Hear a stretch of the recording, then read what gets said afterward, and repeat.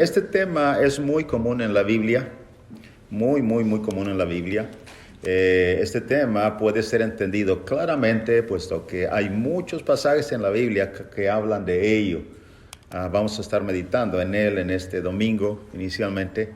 Cada una de las personas que tiene una Biblia debería saber este tema, o al menos debería preguntarse, hacerse una pregunta, puesto que es un tema muy evidente, ya que trata de la división más grande de la Biblia. ¿Cuál es el tema? ¿Cuál es el tema? El tema es dos pactos, Antiguo y Nuevo Testamento. Esa es la división más grande. Después hay algunas divisiones en la Biblia más pequeñas. Después de Antiguo y Nuevo Testamento, las divisiones se dividen en libros, en secciones de libros, una clasificación de libros de historia, de ley, de profecía, etcétera, de poesía. Y de esa manera la Biblia habla de más divisiones aún más pequeñas.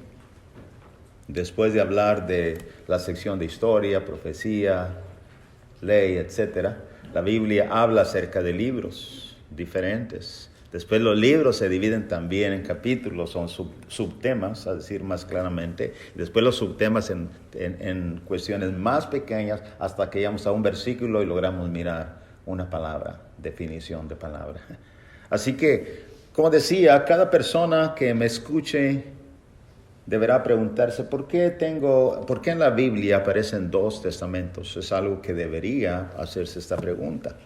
Y aunque, hermanos, estamos a hablar de pactos, la Biblia habla de varios pactos, en realidad. No solamente habla de dos pactos. La Biblia habla mucho, por ejemplo, un pacto de Dios con Noé, con él, inclusive con todos. En Génesis 6, 18, Dios hizo un pacto con Noé. También posteriormente, cuando bajaron del arca, pacto con Dios en Génesis capítulo 9, verso 9, acerca del arco iris: haré un pacto contigo y con todos los seres vivientes de no volver a destruir la tierra. Génesis 9:9. La Biblia también habla de un pacto con Abraham. Génesis 15, 18. Capítulo 17, versículo 7. De hecho, hay varias ocasiones que Abraham hace pactos, o Dios hace pactos con Abraham. También encontramos que hay un pacto de sal, como se le llama, un pacto en cuanto a las ofrendas, que serían saladas. Nunca debería haber levadura en las ofrendas a Jehová, eso era pecaminoso. Sin embargo, hace Dios un pacto con Aarón respecto a las ofrendas, de ellas y con sal, Levíticos 2, 13, etc. Hay muchos textos que hablan de pactos. Sin embargo, la Biblia habla en su mayoría, en una gran importancia, de dos pactos: el Antiguo Pacto y el Nuevo Pacto. Hermanos, ¿sabían ustedes que al menos la versión 1960 solamente aparece en dos ocasiones la palabra testamento? Testamento. De ahí que cuando la Biblia, o la mayoría de las Biblias, deciden estructurarse en la página, bueno, no exactamente página, pero en la mitad de la Biblia, aparece Nuevo Testamento del Señor Jesucristo. Y ellos decidieron poner esta palabra testamento en vez de pacto, aunque la palabra pacto habla innumerables veces y muchas veces en la Biblia. Pero en un texto del libro de Hebreos aparece dos veces, como decía al menos en la Biblia 1960, dos veces la palabra pacto. Testamento. Ahora, ¿por qué en la Biblia aparece la palabra testamento? Esa es la pregunta, ya que es más común la palabra pacto. Bueno, como decía, hermanos, es un tema sencillo, pero al mismo tiempo creo que fortalecerá la fe e información de muchos de nosotros.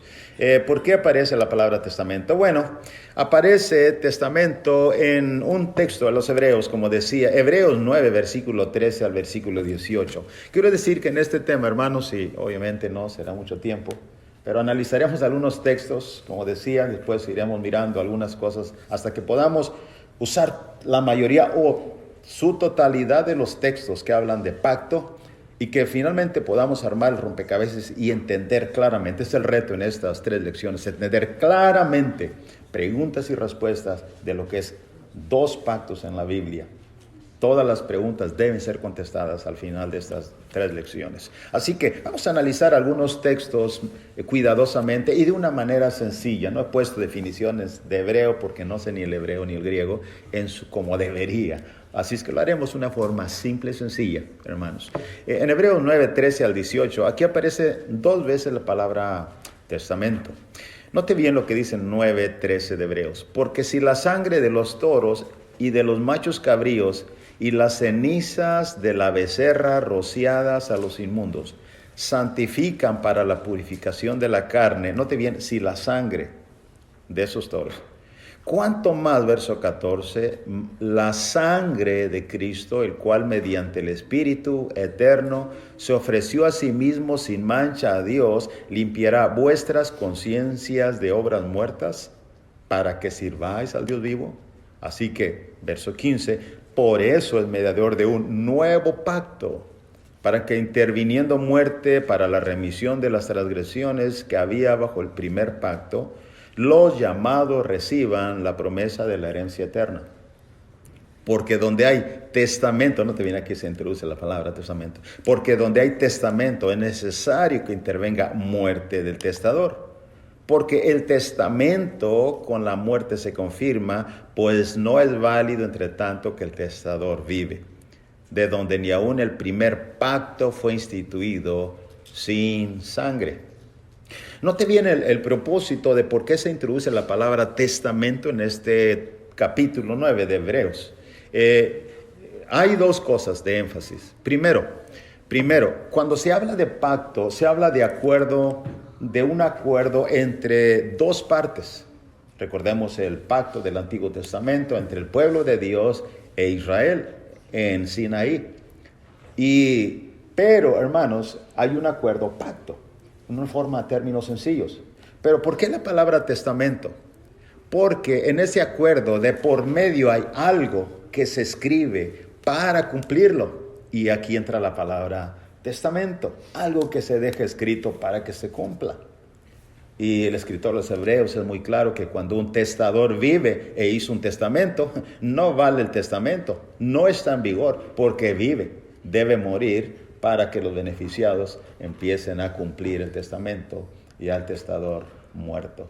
Ahora, segundo énfasis que este texto habla, por eso interviene la palabra testamento, hermanos, es lo siguiente, y es la palabra sangre. Note bien la correlación del testamento de la sangre, mejor dicho, del Antiguo Testamento y la sangre del Nuevo Testamento. Ambos necesitan sangre para ratificar o establecer la validez de estos 2 testamentos. Note bien el énfasis en cuanto a la sangre que hacía cuando estaba leyendo al principio. Si la sangre de los toros y los machos cabríos purifican, ¿cuánto más la sangre de Cristo? Entonces, cuando se habla de testamento, se habla de sangre. Ahora, ¿qué dice la Biblia sobre los pactos? ¿Qué dice la Biblia sobre estos 2 pactos? Hermanos, los invito a que podamos analizar algunos pasajes en este tema de introducción y podamos mirar una vez más de una manera clara y lentamente para entender estos textos. Cada texto debe ser entendido que componen este tema de los pactos. La Biblia habla ampliamente de ello. Primero, veamos lo que Jesús dice. Jesús habló acerca de respecto de este tema, de estos pactos. Claro que sí, Jesús habló acerca de la enseñanza que habla el Antiguo Testamento o el Antiguo Pacto en relación con la enseñanza de su propio pacto en el Nuevo Testamento. Note bien esto, lo que Jesús dice. Y Jesús aborda este tema, hermanos, en Mateo capítulo 9, versículo 14 al 17. Ahí está hablando acerca de eso. Note bien lo que dice el 14. Entonces vinieron a él los discípulos de Juan diciendo, ¿por qué nosotros y los fariseos ayunamos muchas veces y tus discípulos no ayunan? ¿Quién están viniendo? Los discípulos de Juan. Esta es una pregunta muy sincera. No es como la de los escribas y fariseos. Una pregunta para hacer caer. Son muy sinceros los discípulos de Juan y le vienen al Señor, Señor, ¿por qué nosotros y los fariseos ayunamos muchas veces? Tus discípulos no ayunan. Note bien, subraya eso. Ellos no ayunaban. Jesús no enseñó a ayunar a sus apóstoles. Ahora, note bien la respuesta de Jesús, verso 15. Jesús le dijo, ¿acaso pueden los que están de bodas tener luto entre tanto que el esposo está con ellos? Pero vendrán días cuando el esposo les será quitado y entonces ayunarán. Jesús está diciendo que en una boda alguien no puede estar de luto llorando, puesto que está el esposo, ahí está el novio, para nosotros el esposo. Pero vendrán días cuando el Señor se les será quitado, entonces ayunarán. ¿Qué es esto? La tristeza cuando entonces Jesús ha muerto, pero luego volverán a tener gozo en la resurrección. Ahora, hermanos, recordemos en cuanto a ayuno. Había un ayuno oficial que en el antiguo pacto se estableció por Dios y que los israelitas debían guardar estrictamente. Esto es Levíticos 23, 26 y 27. Note bien lo que dice. También habló Jehová a Moisés diciendo, a los 10 días de este mes séptimo, y que inclusive este ayuno Pablo lo refiere en su navegación cuando dice había pasado ya los días del ayuno. De cierto era necesario no haber salido por esta tempestad, etc. Hay una conexión con el Nuevo Testamento. Pero en fin, dice que a los 10 días de este mes de séptimo será el día de expiación. Tendréis santa convocación. Y note bien esta frase. Afligiréis vuestras almas y ofreceréis ofrenda encendida a Jehová. Dicen otras traducciones de una forma más simple, creo que la versión Dios habla hoy, y ayunaréis este día. Así que, hermanos, la Biblia habla de este ayuno oficial. Y Jesús sigue explicando por qué Él no enseñó a sus discípulos y ellos no están ayunando. Y dicen los discípulos de Juan, nosotros ayunamos muchas veces y los fariseos también, ¿y por qué ustedes no? Ahora, note bien lo que Jesús ya ha dicho una verdad acerca de una boda y un esposo. Pero ahora Jesús va a explicar con una doble lenguaje, una doble explicación que es exactamente igual para que ellos comprendan el punto. ¿Qué es lo que Jesús va a decir? Note bien, hermanos, aquí en el versículo 16. Dice, Mateo 9:16, nadie pone remiendo de paño nuevo en vestido viejo. Vea esto. Ahora, alguien diría, Jesús ha abandonado el tema acerca del ayuno que viene en el antiguo pacto. No lo ha abandonado. Jesús está hablando al respecto. Así que él dice, nadie pone remiendo nuevo en vestido viejo, porque tal remiendo tira del vestido y se hace peor la ruptura. No conforme con eso, ratifica y restablece bien el punto en el versículo 17. Ni echan vino nuevo en odres viejos. De otra manera, los odres se rompen y el vino se derrama y los odres se pierden. Pero echan el vino nuevo en odres nuevos, nuevo con nuevo, y lo uno y lo otro se conservan juntamente. Y usted dice, hermano, aún no entendí. Bueno, en realidad lo que Jesús está diciendo, y lo vamos a corroborar ahora textualmente, el punto es que Jesús dice, yo no enseñé a mis discípulos a ayunar. Es verdad que la Escritura dice que Jesús nació de mujer y nació bajo la ley. Obviamente Él guardó la Pascua como la ley lo decía, pero Él no estaba haciéndolo muchas veces, ni estaba enseñando a sus discípulos. Ahora la pregunta es ¿por qué?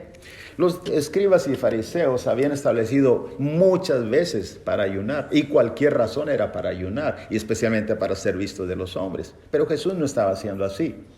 Sin embargo, note bien esto, hermanos, una cosa que Jesús sí habla acerca de eso y del ayuno respecto a esto. Él dice que es algo ilógico poner un remiendo nuevo en un vestido viejo, o es algo ilógico y no es correcto echar vino nuevo en odres viejos.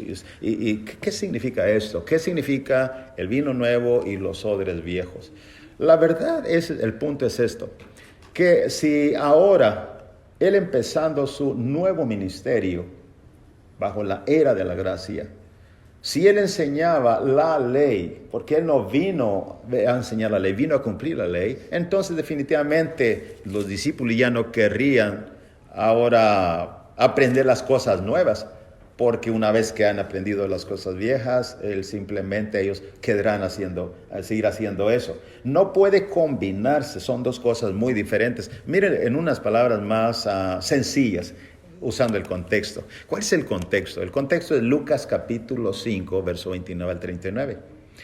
En aquella ocasión, note bien, dice que Leví, versos 29, hizo un gran banquete en su casa. Y había mucha compañía de publicanos y de otros que estaban a la mesa con ellos. Y los escribas y los fariseos murmuraban contra los discípulos diciendo, ¿por qué coméis y bebéis con los publicanos y pecadores? Respondiendo Jesús les dijo, los que están sanos no tienen necesidad de médicos, sino los enfermos. No he venido a llamar a justos, sino a pecadores al arrepentimiento. Aquel mismo día Jesús dijo unas palabras exactamente similares a lo que relata Mateo 33. De Lucas 5. Entonces ellos le dijeron, ¿por qué los discípulos de Juan ayunan muchas veces y hacen oraciones y asimismo los de los fariseos, pero los tuyos no, tuyos comen y beben? ¿Por qué? Y vea lo que Jesús dice exactamente, verso 34. ¿Podéis acaso hacer que los que están de bodas ayunen entre tanto que el esposo está con ellos? Mas vendrán días cuando el esposo les será quitado, entonces en aquellos días ayunarán. Habla del 33 vestido nuevo y vestido viejo, 37 vino nuevo y odres viejos. Pero vea usted exactamente el versículo 39. Ninguno, después de haber hablado de odres nuevos, se echan y vino nuevo, en odres nuevos, y se conservan. No tiene el 39. Y ninguno que beba del añejo, que es el viejo, que quiere luego el nuevo, porque dice, el añejo es mejor. ¿Ve eso? Eso nos explica mucho mejor lo que Jesús está diciendo. No, eso es mejor. ¿Qué era el punto de los fariseos? La ley es mejor. Todo esto es mejor. Ese trae una nueva doctrina. Y decían de Jesús y decían de Pablo. Así que Jesús habló acerca de los dos pactos. Jesús habló de la enseñanza que contenía esos dos pactos. Usando ilustraciones muy prácticas en su tiempo. Hermanos, ahora, ¿qué dice Dios acerca de esto? Especialmente me refiero a el momento de la transfiguración en el monte. Note bien, y aborda precisamente el mismo tema. Veámoslo con cuidado. Marcos 9, 2 al 9. 6 días después Jesús tomó a Pedro, a Jacobo y a Juan y los llevó aparte solos a un monte alto y se transfiguró delante de ellos. Y sus vestidos se volvieron resplandecientes, muy blancos como la nieve, tanto que ningún lavador en la tierra los puede hacer tan blancos. Y les apareció, note bien, Elías con Moisés. Y es bien importante, no dice Elías y Moisés, Elías con Moisés. Como decía, no quiero traer detalles de gramática en el griego, pero yo quiero que vean en el español algo simple. Elías con Moisés. Apareció Jesús, que hablaban con Jesús. Entonces Pedro dijo a Jesús, Maestro, bueno es para nosotros que estemos aquí y hagamos 3 enramadas, una para ti, otra para Moisés y otra para Elías. ¿Sabe qué representan aquí Elías y Moisés hablando? Ahora, es una representación que usted y yo necesitamos comprender, porque no se declara lo que Elías y Moisés están hablando con Jesús. Note bien que ellos están hablando con él. Pero ese es el punto, la representación. ¿Qué representan? Y aquí viene el punto. Hermanos, según Mateo 22, verso 40, Jesús habló, y muchos textos, claro, que habla. Dice, de estos 2 mandamientos depende toda la ley y los profetas. Toda la ley y los profetas. Así que la ley, ¿quién cree de estos 2 personajes que representaba la ley? ¿Moisés o Elías? Desde luego Moisés. ¿Y quién representaba a los profetas? Mayores y menores, como luego se dicen hoy en la actualidad. Seguro que Elías, el profeta de profetas. Así es que en esta transfiguración está Moisés con Elías juntos. Porque eso es la ley y los profetas, dice Jesús. Ahora, hermanos, note bien, en aquella ocasión, realmente Pedro no sabía lo que hacía. Es bueno que estemos para que hagamos 3 enramadas. Pedro quiere darles el mismo trato a los tres y quiere ponerlos en la misma posición a los tres, haciendo tres enramadas para ellos. Dios desde el cielo no es el punto y no está de acuerdo con Pedro, ni con muchos hoy en día. Note bien lo que va a suceder, verso 6, porque no sabía lo que hablaba, pues estaban espantados. Entonces, verso 7, Marcos 9:7.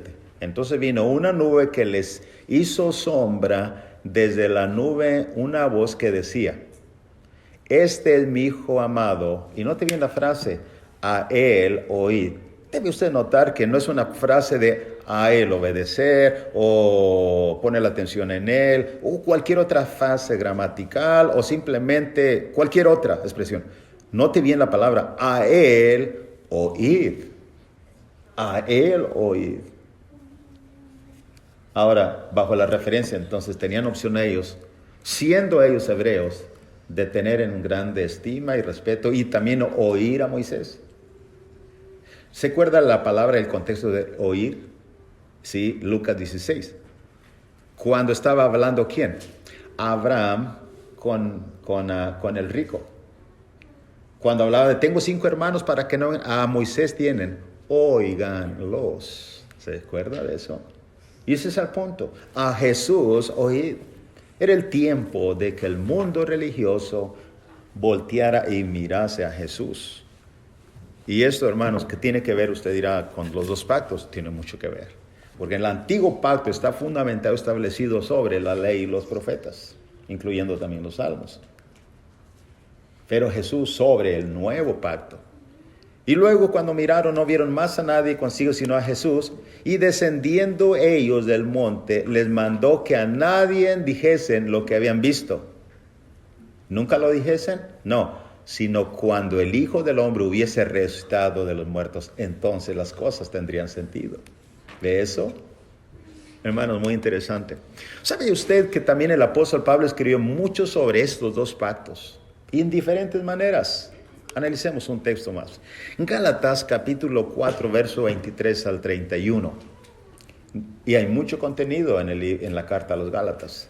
Gálatas 4, 23 al 31. Decidme, decía Pablo a los Gálatas en su carta, los que queréis estar bajo la ley. ¿Sabe usted que intercambiablemente también la palabra pacto o antiguo pacto o ley o Moisés se usa con mucha frecuencia? Sí, sabemos. Los que quieren estar bajo la ley, ¿no habéis oído la ley? Porque está escrito que Abraham tuvo 2 hijos, una de la esclava, el otro de la libre. Pero el de la esclava nació según la carne, que es Ismael, más el de la libre, que es Isaac, por la promesa.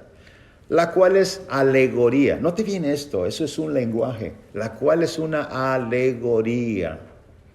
Pues estas mujeres son los 2 pactos. Algo de alegoría y algo de metáfora. La palabra son o representan los 2 pactos. Ahora, el uno proviene del monte Sinaí, el cual da hijos para esclavitud. Esto es Agar. Vea eso. Antiguo Testamento, Agar, Sinaí. Porque Agar es el monte Sinaí en Arabia y corresponde a la Jerusalén actual, dice Pablo. Pues esta, junto con sus hijos, están en esclavitud, que hablaremos un poquito más adelante. Mas la Jerusalén de arriba, esta es Sara, Isaac, promesa, en Cristo Jesús se cumple la promesa, mas la Jerusalén de arriba, la cual es madre de todos nosotros, es libre, porque está escrito, regocíjate, oh estéril, tú que no das a luz. ¿Quién era el estéril? Sara. Prorrumpe en júbilo y clama tú que no tienes dolores de parto, porque más son los hijos de la desolada que de la que tiene marido. Así que, hermanos, noten bien la aplicación que va a hacer Pablo a los Gálatas, muy práctico. Así que, hermanos, nosotros somos Isaac o de Isaac. Somos hijos de la promesa. Lo va a aclarar más en el último versículo, que es el 31. Pero como entonces el que había nacido según la carne, que es Ismael, perseguía al que había nacido según el espíritu, que es Isaac, así también ahora. ¿Se acuerda cuando ellos decidió finalmente despedir a Abraham, a Agar y a Ismael? porque Ismael tendría unos 13, 14 años tal vez, y Isaac estaba pequeño y estaba molestando, entonces dijo, despídela, dijo Sara, y Abraham le despidió. Ese es el punto de Abraham. Antes, según la carne, perseguía al que había nacido según el espíritu, así también ahora. Mas, ¿qué dice la Escritura? Echa fuera a la esclava y a su hijo, porque no heredará el hijo de la esclava con el hijo de la libre. De manera, no te viene la conclusión de Pablo, de manera, hermanos, no somos hijos de la esclava, sino de la libre. ¿A qué se refiere Pablo? No somos hijos de la esclava, no estamos bajo el antiguo pacto. No estamos bajo esclavitud, sino bajo la libertad en Cristo, sino la libre. Eso se da a declarar cuando terminemos toda esta serie de estudios y textos. Ahora, hermanos, ¿cuál era el problema de los Gálatas mirando el trasfondo de lo que ocurría entre los hermanos de Galacia? La cuestión es que ellos estaban siendo influenciados, y hay 3, 4 pasajes que hablan claramente de aquellos, de que esta influencia no viene de Dios. Estaban siendo influenciados a volver a practicar las obras de la ley del antiguo pacto. Note bien lo que dice el versículo 6 de Gálatas 1, 6 y 7. Estoy maravillado de que tan pronto os hayáis alejado del que os llamó por la gracia de Cristo para seguir un evangelio diferente. No que haya otro, sino que hay algunos que os perturban, note bien allí, y quieren pervertir el evangelio de Cristo.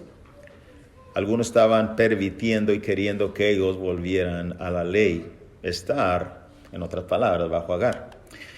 En el capítulo 3 encontramos 2 versículos también muy importantes de qué es lo que estaba pasando con los Gálatas. Oh Gálatas insensatos, ¿quién os fascinó para no obedecer a la verdad a vosotros, ante cuyos ojos Jesucristo fue ya presentado claramente entre vosotros como crucificado? Esto solo quiero saber de ustedes. ¿Recibiste el Espíritu por las obras de la ley o por el oír con fe? Noten bien, hermanos, aquí esta frase la vamos a entender muy bien. ¿Recibiste el Espíritu por las obras de la ley o por el oír con fe? Estad, capítulo 5, versículo 1 y 2, o hasta el 4. Estad pues firmes en la libertad con que Cristo nos hizo libres y no estéis otra vez sujetos al yugo de esclavitud. ¿Por qué los Gálatas estaban nuevamente sujetándose a un yugo de esclavitud? Lo contesta aquí el apóstol Pablo. Dice el verso 12, aquí yo Pablo os digo que si os circuncidáis de nada os aprovechará Cristo. ¿Qué era la circuncisión? Hermanos, estaba en la ley, practicada desde antes de la ley, en la vida de Abraham, y establecida como ley en el libro de la ley, lo cual miraremos ya en el segundo o tercer tema. Así que dice Pablo que si yo os digo que si os circuncidáis de nada os aprovechará Cristo. Otra vez, verso 3, testifico a todo hombre que se circuncida, que está obligado a guardar toda la ley. Verso 4. De Cristo os desligasteis los que por la ley os justificáis, de la gracia habéis caído. De este versículo 4 surge una pregunta, ¿y qué es la ley? Que aclararemos en los temas que siguen, porque es importantísimo. ¿Qué es la ley exactamente? ¿Y qué no es la ley? Pero esto será primeramente Dios. Hermanos, finalmente quiero un último texto compartir con ustedes. En este texto Pablo hace un paralelismo y habla del tema de los 2 pactos de una manera tan eficaz y que note bien una cosa. Este texto conecta con todos los textos que habla de pacto, tanto Antiguo como Nuevo Testamento. Me fascina este ejercicio, esta cosa que Pablo hizo aquí. Me refiero a 2 Corintios 3, 4 al 18. Note bien eso.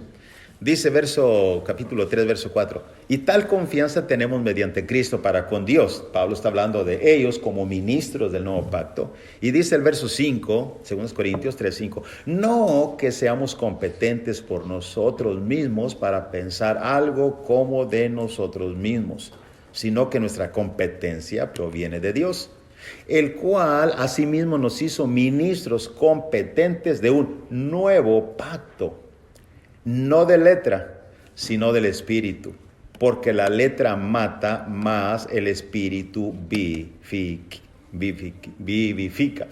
Cuando leemos, hermanos, dice que la letra mata. Muchos malinterpretan, dice, bueno, es que en realidad La letra es lo que lees y el espíritu es lo que está dentro. Así es que no hay que poner mucho énfasis en lo que lees o en la letra o tener mucho conocimiento, y porque también conectan, porque el conocimiento emanece, el amor edifica.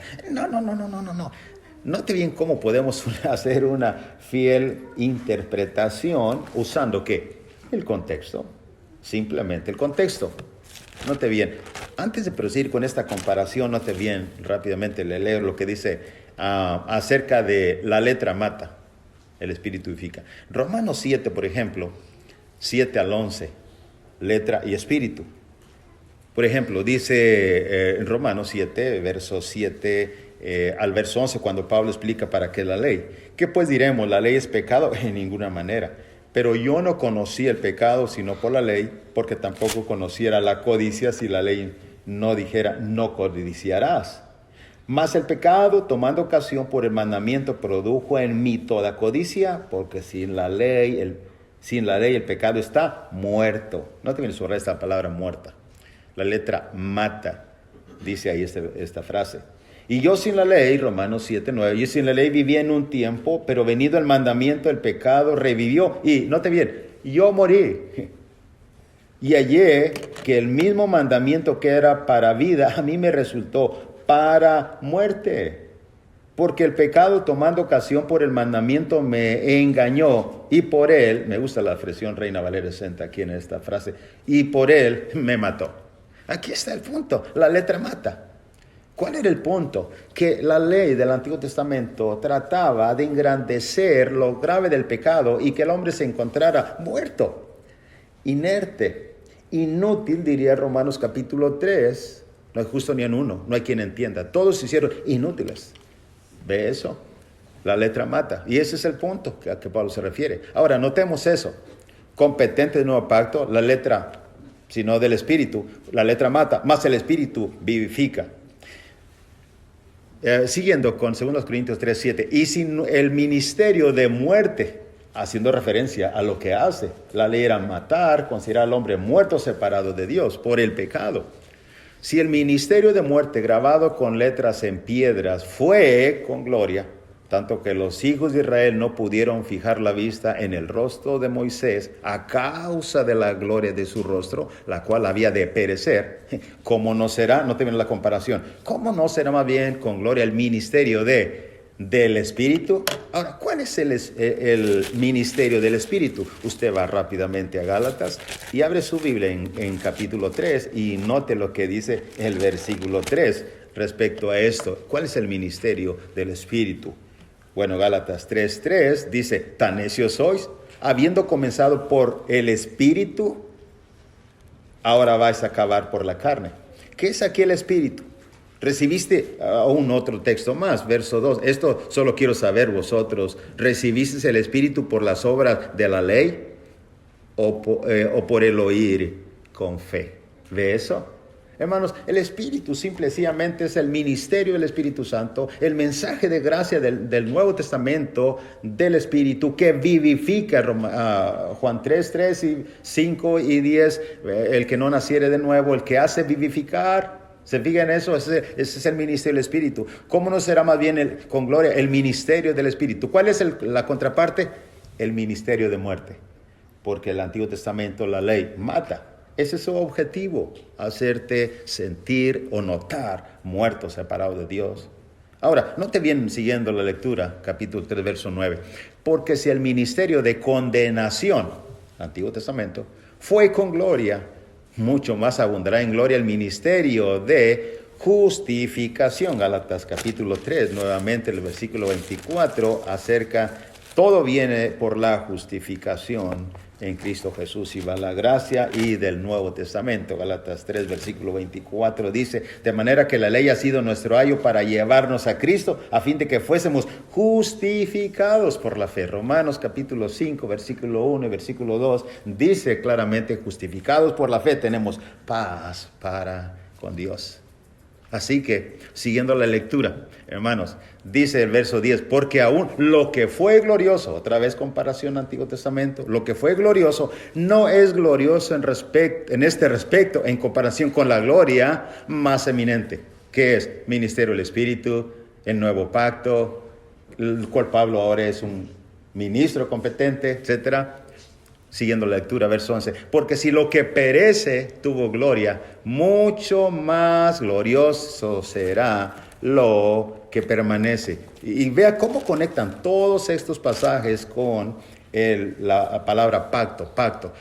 Lo que perece tuvo gloria, más glorioso será lo que permanece. ¿Perece? Note bien lo que dice Hebreos 8, versículo 13. Al decir nuevo pacto, ha dado por viejo al primero, y lo que se da por viejo y se envejece está próximo a desaparecer. ¿Ve eso? Hermanos, es increíble. Así que prosigamos. Capítulo 3, verso 12, según los Corintios. Así que, la aplicación de Pablo. Teniendo tal esperanza, usamos de mucha franqueza, y no como Moisés, que ponía un velo sobre su rostro para que los hijos de Israel no fijaran la vista en el fin de aquello que había de ser abolido. Efesios 2, 14, 16. Abolió que la ley, las enemistades, la ley misma. Ordenanzas, Efesios 2, 14, 16. Pero el entendimiento de ellos se embotó. ¿Quiénes? Pablo tenía en mente seguro los judaizantes. Aquí están influyendo en los Gálatas para volver a la ley. Porque hasta el día de hoy, verso 14, cuando leen el antiguo pacto, alguien dijo cuando estaba leyendo hasta aquí, pensé que Pablo ya había abandonado el tema del pacto. No, sigue hablando de pacto. Es todo el tema, un paralelismo.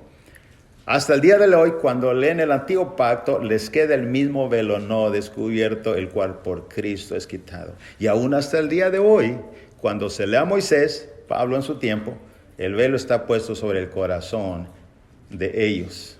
Pero cuando se conviertan al Señor, el velo se quitará. Porque el Señor es el Espíritu, y donde está el Espíritu del Señor, ahí hay libertad. Hermanos, y esto es lo que queremos hacer en estas lecciones al estudiar este tema. Queremos nosotros saber qué encierra este tema en toda la Biblia. Nosotros queremos saber por qué hay 2 testamentos.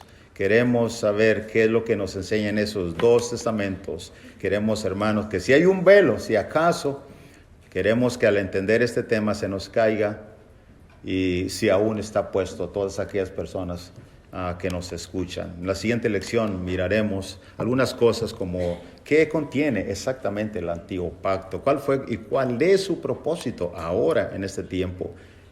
¿Qué es el nuevo pacto? ¿Están en vigor ambos pactos en este tiempo? ¿Sí o no? La aplicación principal de todo este tema, todas estas preguntas, hermanos, deben de ser contestadas a través de los siguientes temas que Dios nos conceda mirar.